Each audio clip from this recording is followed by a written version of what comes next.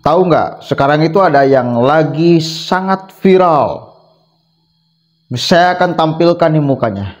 Si Diding, ketua RT, yang memprovokasi masyarakat untuk membubarkan ibadah mahasiswa-mahasiswi Katolik. Sampai terjadi pembacokan, saudara. Ini kurang ajar sekali nih. Nih, mukanya nih si Diding. Astagfirullahaladzim. Ada lagi yang seperti ini. Cungar tengir ini. Di kantor polisi cungar tengir. Padahal dia yang menyebabkan sampai satu kali lagi ada terjadi pembacokan. Saya akan tampilkan nanti videonya. Kita baca dulu nih kronologisnya seperti apa. Tampang Diding, ketua RT provokasi pembubaran ibadah mahasiswa Katolik Unpam. Nggak suka ente kepada orang yang berbeda agama dengan ente. Malu saya sebagai orang Islam kalau Anda orang Islam. Dalil Anda itu apa? Agama? Ibadah? Mendapatkan ganjaran dengan perilaku seperti itu? Enggak ada dasarnya yang diajarkan oleh agama kita, ya, untuk melakukan hal-hal seperti ini. Memalukan, menjijikan. Itu bukan ajaran agama Islam. Kita harus counter dulu. Bukan, tetapi hawa nafsu dia. Dia dibimbing bukan oleh agama, tetapi dibimbing oleh setan. Nggak ada ajaran agamanya untuk menyuruh seperti ini. Melarang-larang orang kemudian ibadah. Bahkan sampai terjadi pembacokan. Nggak ada. Ente sedang membangkang ajaran agama, bukan sedang melaksanakan ajaran agama. Diding, oknum ketua RT di Tangerang Selatan, di Tangsel ya. Diding ditangkap aparat kepolisian lantaran menjadi provokator dalam kejadian pembubaran ibadah mahasiswa Katolik Unpam atau Universitas Pamulang. Selain ketua RT bernama Diding tersebut, polisi juga menangkap 3 pelaku lainnya yang ikut terlibat dalam peristiwa itu. Kapolres Tangerang Selatan AKBP Ibnu Bagus mengungkapkan oknum ketua RT yakni Diding 53 tahun berperan meneriaki mahasiswa dengan kata-kata kasar hingga memancing keributan. Tersangka inisial D meneriaki dengan suara keras, dengan nada umpatan dan intimidasi kepada korban beserta temannya dengan maksud teman lainnya turut bersama-sama menyerang korban dan teman-temannya yang dianggap mengganggu lingkungannya, kata AKBP. Dalam kasus itu, polisi juga mengamankan 3 pelaku lainnya, yakni 30 tahun S, ya, inisial S, 36 tahun, dan A, 26 tahun. Keempat tersangka dijerat dengan pasal 2 ayat 1 Undang-Undang Darurat nomor 12 tahun 1951, pasal 170 KUHP, pasal 351 KUHP ayat 1, pasal 335 KUHP ayat 1 dan pasal 55 KUHP ayat 1 dengan ancaman pidana maksimal 10 tahun penjara. Saya harus bacakan pasal-pasalnya biar ini menjadi pelajaran. Ini pasalnya berlapis kayak gini tuh. Ente melanggar berlapis-lapis pasal, bukan hanya 1 pasal. Ancaman pidananya 10 tahun penjara.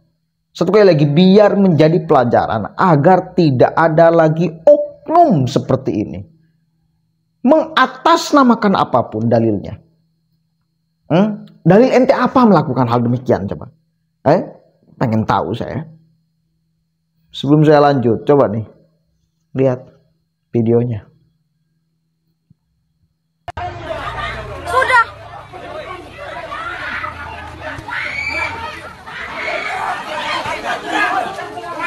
Berdarah-darah dia. Kenapa kamu nih? Kena pisau? Kena pisaunya.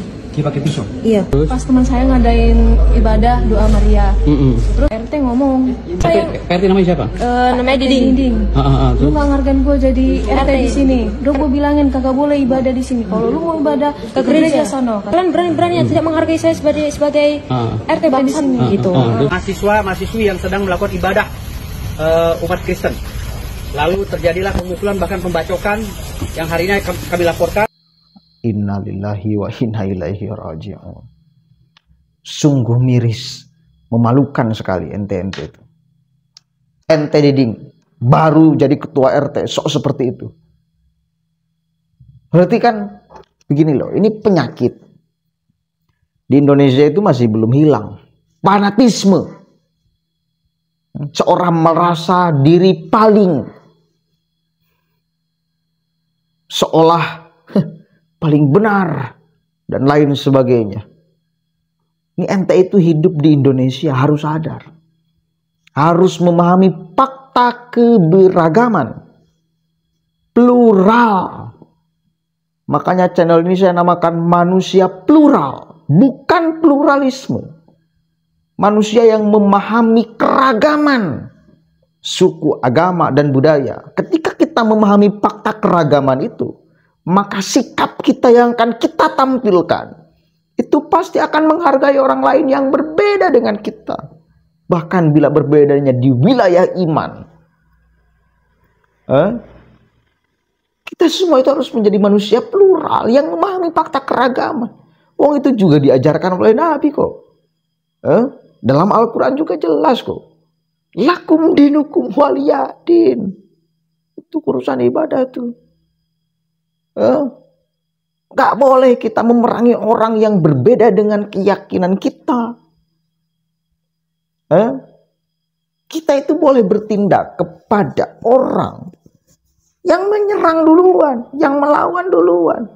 Kalau ada orang yang mau beribadah lalu Anda ganggu, lalu Anda serang, lalu Anda bahkan bacok, ini ente itu bangsat itu namanya. Gak bisa dibiarkan. Satu kali lagi, Anda melakukan itu bukan dipandu oleh agama, tetapi Anda melakukan itu dipandu oleh setan, hawa nafsu Anda tuh. Gak ada agama mengajarkan kayak gitu. Orang mau ibadah bukan mau buat rusuh kok.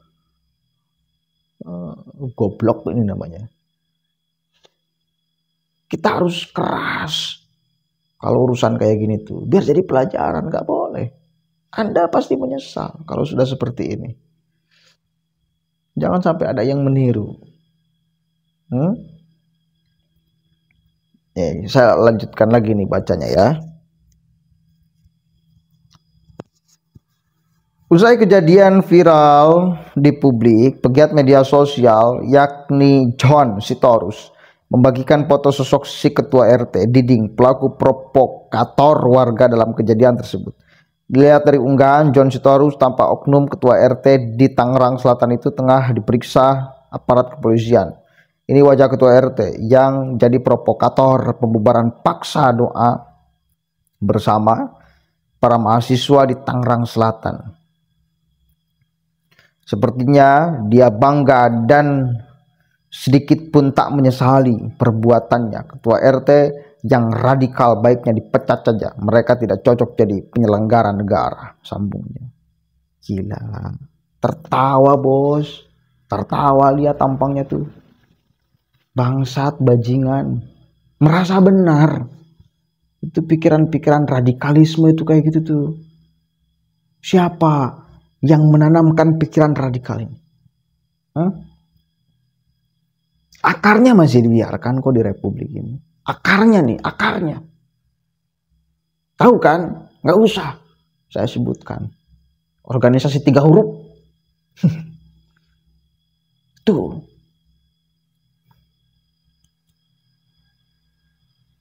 Kacau. Mudah-mudahan ini jadi pelajaran. Karena Anda yang akan menyesal, Pak. Ya, Anda punya keluarga, Anda punya saudara, Anda punya tetangga. Bangga Anda merasa kayak gitu, melakukan kayak gitu. Gak, Anda membuat malu keluarga Anda membuat malu tempat tinggal Anda. ketua RT apalagi. Gila.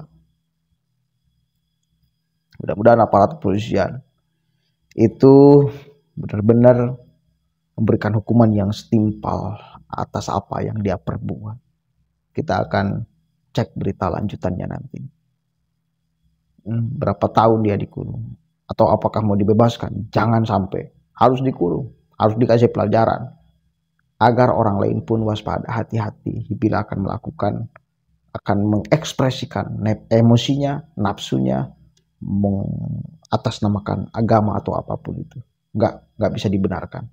Oleh dalil agama, oleh dalil negara. Nggak bisa dibenarkan kelakuan kayak gitu. Assalamualaikum warahmatullahi wabarakatuh.